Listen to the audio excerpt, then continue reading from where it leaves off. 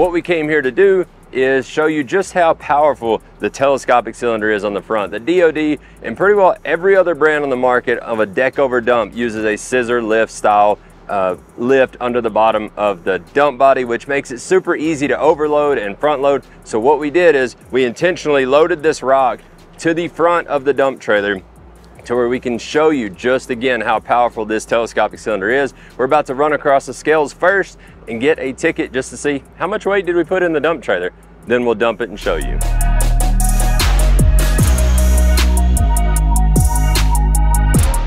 So we got our weight ticket now. We have about 10,600 pounds worth of rock in the DoD. And like I said, we put it a little closer to the front. So we're gonna pull back over there, back it in and dump it right back out. But just showing you, again, the leverage, the sheer power of the telescopic cylinder.